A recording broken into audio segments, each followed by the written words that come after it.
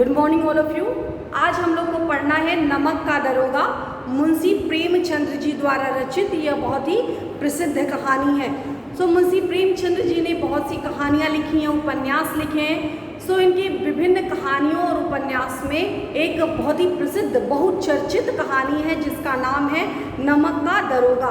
यह कहानी उस समय की है जब भारत में अंग्रेजों का जो है वह स्वामित्व था, यानी भारत जो है जब अंग्रेजों का गुलाम था, उस समय की यह जो स्टोरी जो है वह बताई गई है। उस समय आज भी देखो करप्शन का मुद्दा हमेशा उठता रहता है, हर क्षेत्र में करप्शन का मुद्दा लोग जानते हैं। तो उस समय भी समाज में किस प्रकार सामाजिक भ्रष्टाचार होता था, किस प्रकार प्रशासन स्तर पर किस प्रकार प्रशासनिक भ्रष्टाचार होता था, और उसके बाद किस प्रकार न्यायिक भ्रष्टाचार होता था, किस प्रकार जो अपराधी जो होते हैं वो छूट जाते हैं और जो अपराधी नहीं होते हैं वो जो है वह जुल्म के शिकार होते हैं और उनको जेल में जाना पड़ता है। इस कहानी को, इन तीनों प्रकार के भ्रष्टाचार को बड़े ही प्रमुखता के साथ मुंशी प्रेमचंद्र जी ने नमक का दरोगा नामक कहानी में हमारे सामने जो है वह प्रस्तुत किया। यह बहुत ही प्रसिद्ध कहानी है, परंतु यह कहानी आदर्शोन्मुखी यथार्थवादी है। जो आज का जो रियलिस्टिक क्या होता है, आदर्शवादी क्या होता है, यथार्थवाद क्या होता है। यथार्थवाद में क्या होता है कि जो व्यक्ति कमज़ोर होता है या जो व्यक्ति अपराधी नहीं भी होता है, कमज़ोर होने के कारण, कि धन का अभाव होने के कारण वह जुल्म का शिकार हो जाता है और उसका कोई जो यथार्थ है, उसका जो सत्यता जो होती है बहुत अच्छा उसका परिणाम नहीं हो पाता। लेकिन इस कहानी में जब आप पहले की मूवी देखा करते थे, पहले की मूवी में जो स्टोरी होती थी हमेशा उसका एंड जो होता था हमेशा पॉजिटिव एंड होता था। कभी भी कोई मूवी ऐसी नहीं होती, पुराने समय की जो मूवी होती थी उसका एंड हमेशा जो है वो सकारात्मक होता था, कुछ ना कुछ एक मैसेज वाला होता था, एक आदर्श होता था। सेम उसी तरह से मुंशी प्रेमचंद्र की जो स्टोरी है या जो कहानी है, यह भी कहीं ना कहीं किसी न किसी आदर्श को हमारे सामने प्रस्तुत करती है। कहानी के अंतिम प्रसंग में सत्य और धर्म का प्रतीक अभिमन्यु सा निहत्था नायक धन के अभिमान को कुचलकर सम्मानित स्थान प्राप्त करता है। उदाहरण स्वरूप बताते हैं कि किस प्रकार जब अभिमन्यु महाभारत हो रहा था तो किस प्रकार वो चक्रव्यूह को तोड़ते तोड़ते अंत में एक स्थान पे ऐसे आते हैं जहाँ वो निहत्थे हो जाते हैं और उनके ऊपर जो है वो उनको मार दिया जाता है। यहाँ पर स्थिति कुछ इससे अलग है। अंत समय जब होता है, अंत समय में जो भी इस पाठ का, इस कहानी का जो नायक है, अंत में उसका जो परिणाम है वो बहुत ही अच्छा निकल करके आता है। आइए अब हम लोग जो है इसके आगे कहानी है उसको हम पढ़ते हैं। जब नमक का नया विभाग बना और ईश्वर प्रदत्त वस्तु के व्यवहार करने का निषेध हो गया। निषेध का मतलब क्या होता है? निषेध का मतलब होता है मनाही। मनाही मतलब किसी चीज़ को मना कर देना, ये काम आप नहीं कर सकते हैं, इस पर पाबंदी है। जब नमक का नया विभाग बना और वस्तु प्रदत्त के व्यवहार करने पर निषेध हो गया तो लोग चोरी छिपे इसका व्यापार करने लगे। अनेक प्रकार के छल प्रपंचों का सूत्रपात हुआ। कोई घूस से काम निकालता था, कोई चालाकी से। अधिकारियों के पौ बारह एक मुहावरा है, पौ बारह मतलब ऐश, पौ बारह थे। पटवारीगिरी का सर्वसम्मानित पद छोड़ करके लोग इस विभाग की बरकंदाजी करते थे। इसके दरोगा पद के लिए तो वकीलों का भी जी ललचता था। यह वह समय था जब अंग्रेजी शिक्षा और ईसाई मत को लोग एक ही वस्तु समझते थे। लेखक हमें बताते हैं कि यह उस समय की कहानी है जब भारत में अंग्रेजों का प्रभुत्व हुआ करता था और जब जैसे अलग अलग विभाग होते हैं, जैसे शिक्षा विभाग हो गया, वस्त्र विभाग हो गया, अलग अलग उद्योग, अलग अलग विभाग बनते हैं, उसी तरह से एक नमक का विभाग बनाया गया। पहले नमक को कोई भी चाहे उसको ले सकता था, उपभोग कर सकता था, उस पर किसी प्रकार का कोई सरकार का नियंत्रण नहीं था। लेकिन कुछ समय बाद परिवर्तन के परिणाम स्वरूप, विकास के परिणाम स्वरूप नमक विभाग को भी सरकार के नियंत्रण में रख दिया गया। अब ऐसे समय में लोग चोरी छुपे नमक का व्यापार कर, अब क्या है, नमक विभाग पर सरकार का नियंत्रण हो गया। सरकार उत्पादन करवाना, सरकार एक स्थान से ट्रांसपोर्टेशन करके एक स्थान से दूसरे स्थान ले जाना, उनको बेचना, ये सबका अगर जो लोग करते भी थे उन्हें सरकार को टैक्स देना पड़ता रहता था। सो ये सारा विभाग जो होता था यह सरकार के अब नियंत्रण में आ गया था। सो लोग चाहते थे, हर व्यक्ति चाहता था, मतलब इसमें ऊपर की आय बहुत थी, आमदनी जो होती थी वह नौकरी के साथ साथ ऊपर की आय जो है वह बहुत होती थी। तो लोग जो अच्छी नौकरियां होती हैं, पटवारी की अच्छी नौकरी होती है, लेखपाल की, बाबू की, बहुत सी अच्छी नौकरियां लोग छोड़ करके चाहते थे कि हमें नमक विभाग में नौकरी मिले। क्यों? क्योंकि इससे बरकत इन द सेंस मतलब पैसा ज़्यादा मिलेगा, इसमें हमारी ऊपरी आमदनी होगी तो हम ज़्यादा पैसा कमाएंगे तो हमारा स्तर जो है वह आगे बढ़ेगा। जो और जिसकी नौकरी इस विभाग में मिल जाती थी, नमक विभाग में, जिस व्यक्ति की नमक विभाग में नौकरी हो जाती थी उसकी तो बल्ले बल्ले हो जाती थी। क्या हो जाती थी? उसका ऐश हो जाता था, पूरी तरह से वो ऐश करता था और खूब पैसे कमाता था। तो अच्छे लोग भी जो इस पद के लिए तरसते थे। उस समय शिक्षा का विकास इतना नहीं हुआ था, सो लोग अंग्रेजी शिक्षा, इंग्लिश मीडियम स्कूल और कैथोलिक स्कूल यानी ईसाई मत, दोनों को लोग एक समझते थे। लोग सोचते ईसाई लोग और जो जैसे क्रिश्चियन स्कूल्स में आप पढ़ते हो ये, और अंग्रेज सरकार, क्योंकि दोनों का कहीं ना कहीं अंग्रेजी माध्यम होता है तो लोग उसको समझ नहीं पाते थे, तो लोग दोनों को एक ही समझते थे। तो अच्छे लोगों का मन इस विभाग को पाने के लिए उसके मन में लालसा हुआ करती थी। फारसी का प्राबल्य था, प्राबल्य माने प्रमुखता। इस फारसी जो हिंदी, इंग्लिश, संस्कृत, उर्दू होता है, फारसी विषय होता है। सो उस समय फारसी भाषा, जैसे इंग्लिश भाषा का प्रभुत्व था उसी तरह फारसी भाषा का भी उस समय प्रभुत्व था। प्रेम की कथाएं और श्रृंगार रस के काव्य पढ़कर फारसिंदा लोग सर्वोच्च पद पर नियुक्त हो जाया करते थे। बताते कि पहले के समय में जो लोग तनिक भी फारसी भाषा जानते थे, तनिक भी थोड़ा बहुत भी ज्ञान होता था विषय का, तो उनको थोड़ा बहुत भी जानते थे तो उनको अच्छे नौकरी पर जो है नौकरी पर उन्हें रख दिया जाता था। मतलब यह है कि पहले उस समय लोग कम पढ़े लिखे हुआ करते थे, कम शिक्षित हुआ होते थे, तो जो लोग थोड़ा बहुत भी पढ़े लिखे होते थे उनको नौकरी आसानी से मिल जाती थी। मुंशी वंशीधर, यह इस लेसन का नमक के दरोगा का यह बहुत ही प्रमुख पात्र है, इस कहानी का मुख्य पात्र है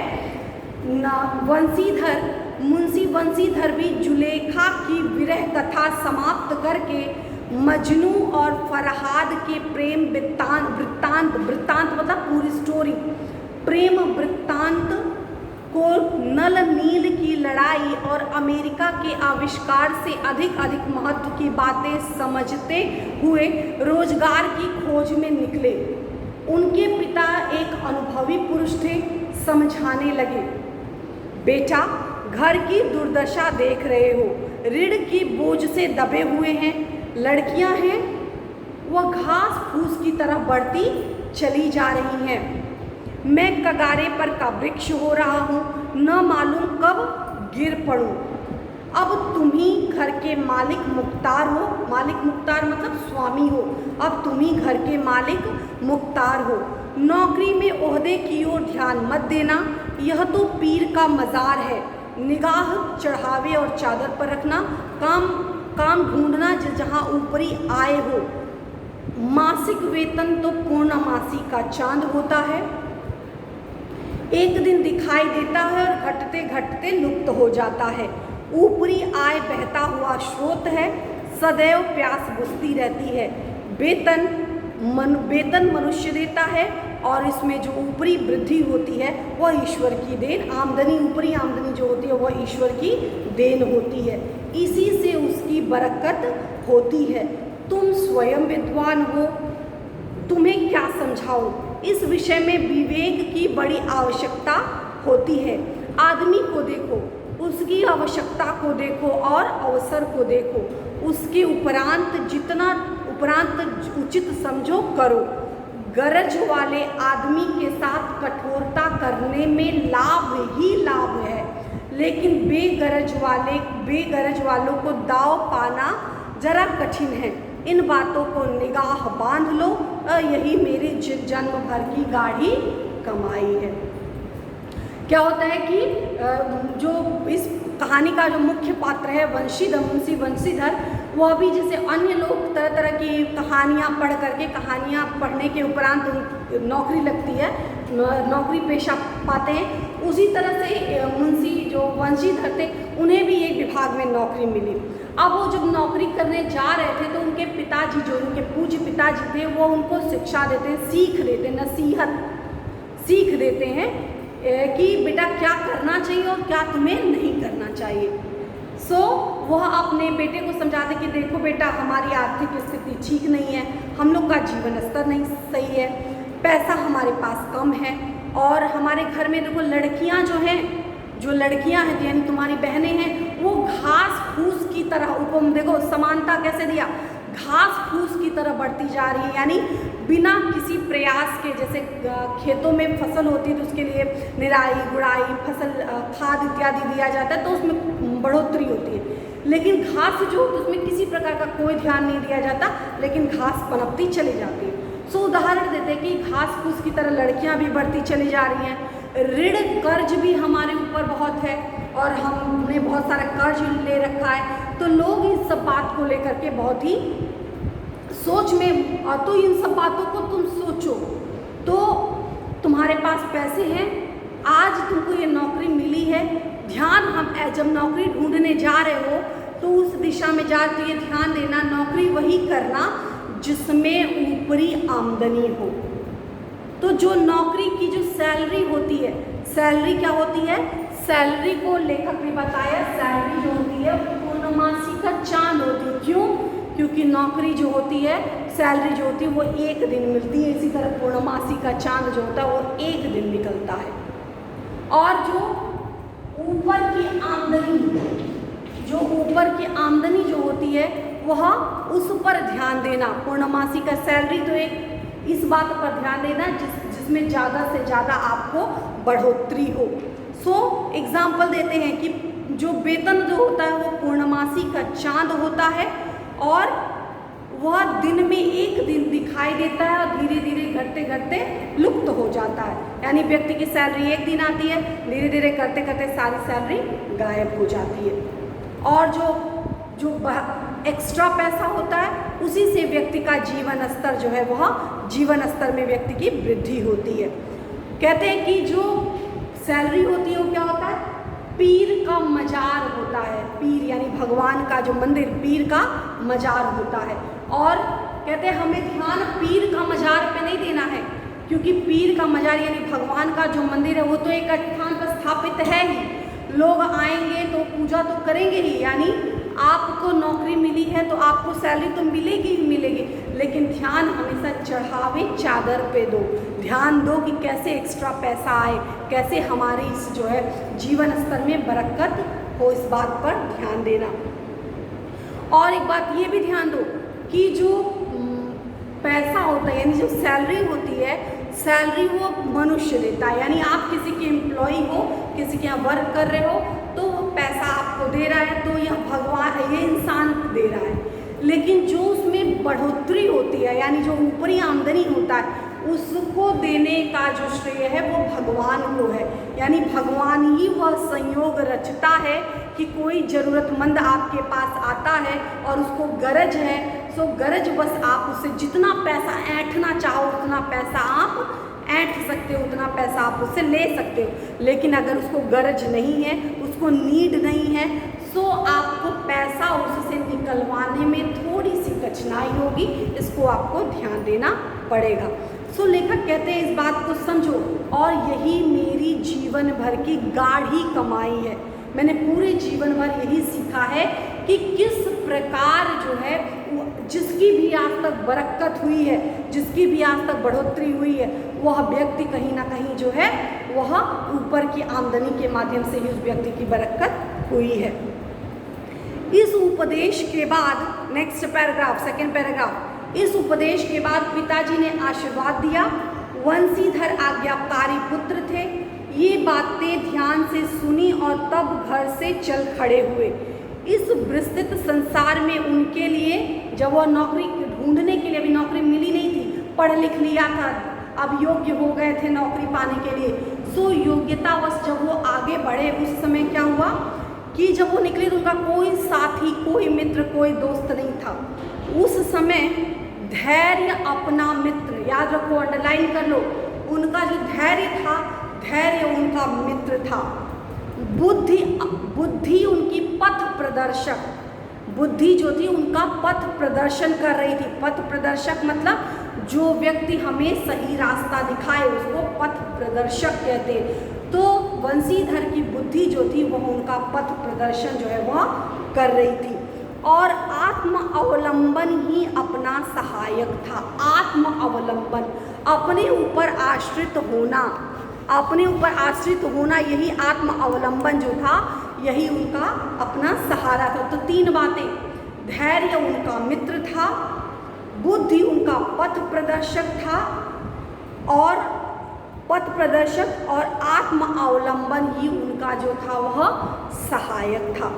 लेकिन अच्छे शकुन से चले थे। शकुन अपशकुन दो लोग बहुत मनाते हैं। ये बिल्ली, आप रास्ते से निकल रहे हो, बिल्ली रास्ता काट देगी तो यह शगुन हो गया, यह अपशगुन हो गया। इस तरह से लोग जोड़ते हैं कि घर से निकलिए तो दही चीनी खा के निकलेंगे तो शुभ होगा, शगुन होगा। सो अच्छे संयोग से निकले थे वंशीधर। सो परिणाम क्या हुआ कि जाते ही जाते नमक विभाग के दरोगा के पद पर प्रतिष्ठित हो गए। सोचो, जिसके लिए लोग तरस रहे थे वो जाते जाते बिना मांगे उनकी मुराद पूरी हो गई और नमक विभाग में दरोगा के पद पर उनकी नौकरी लग गई। वेतन अच्छा और ऊपरी आय का तो कोई ठिकाना ही नहीं था। वृद्ध मुंशी जी को सुखद संवाद मिला। पहले के समय फ़ोन का तो था जमाना नहीं था, स्टेटस का ज़माना नहीं था। सो जो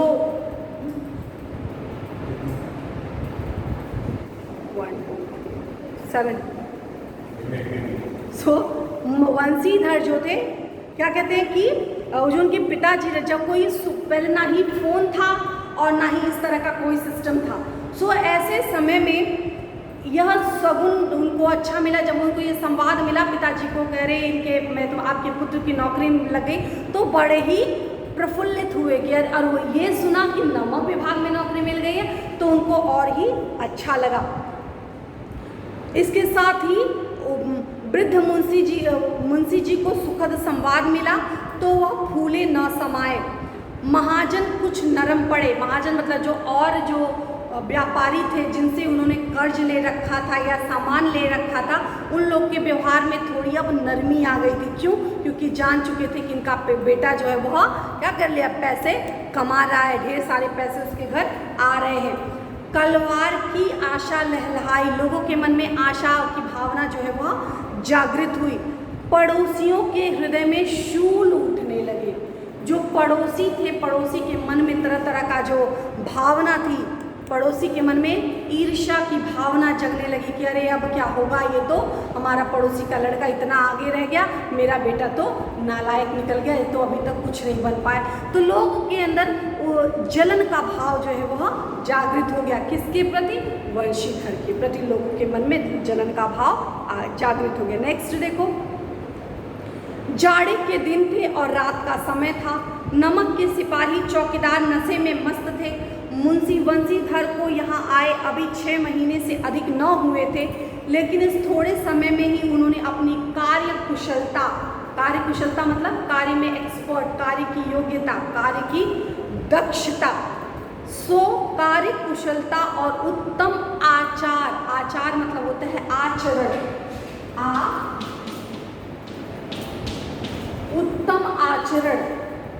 उत्तम आचरण से अप्सरों को मोहित करना यानी प्रसन्न करना, आचरण से मोहित कर लिया था। अप्सर लोग उन पर बहुत विश्वास करने लगे थे। नमक के दफ्तर में 1 मील पूर्व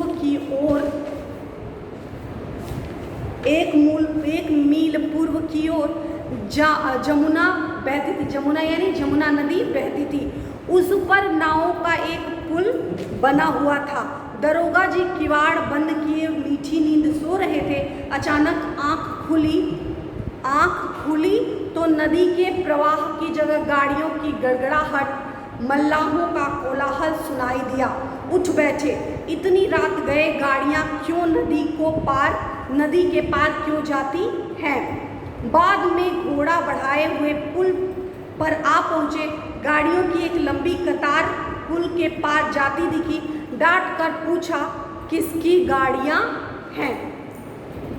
क्या होता है कि दरोगा जी मुंशी बंशीधर नौकरी उनकी मिल जाती है। नमक के दरोगा के पोस्ट पर वो प्रतिष्ठित हो जाते हैं और अपनी कार्यकुशलता, अपने व्यवहार, अपने आचरण से लोगों को प्रभावित भी करते हैं। उनके जो ऊपर के आला अधिकारी रहते हैं उनके व्यवहार से प्रसन्नचित होते हैं। इसी तरह से कार्यक्रम ऐसे चलता रहता है। 6 महीने बीत चुके होते हैं और एक दिन की बात है, एक दिन की रात के समय की घटना है। वह अपने जहाँ उनका ऑफिस था, उनका जो रूम मिला होता वहाँ पर वो सोए हुए थे, दरवाज़ा बंद करके। जमुना नदी का किनारा था। अचानक से आवाज़, उनको कुछ गाड़ियों की आवाज़ सुनाई दी। वो मन ही मन विचार करते हैं कि अरे ये गाड़ियों की आवाज़ कैसी है, और रात के समय गाड़ियाँ जा रही हैं तो निश्चित रूप से कोई ना कोई संदेह की बात अवश्य। ये सोचने वाला प्रश्न है, विचार करने वाला प्रश्न है। और गाड़ियों की आवाज़, नाव की आवाज़, मल्लाहों का कोलाहल, ये कहीं न, और ऊपर से रात के समय में ये सारी चीज़ें हो रही हैं, गाड़ियाँ नदी पार कर रही हैं, पुल से जा रही हैं, तो कहीं ना कहीं यह जो है हमारे लिए सोचने का विषय है, हमारे लिए यानी मुंशी बंशीधर के लिए सोचने का विषय है। यहाँ तक की स्टोरी हमने आज जो है पढ़ लिया। नेक्स्ट क्लास में, नेक्स्ट वीडियो में हम लोग इसके आगे का जो है वो हम लोग पढ़ेंगे। धन्यवाद।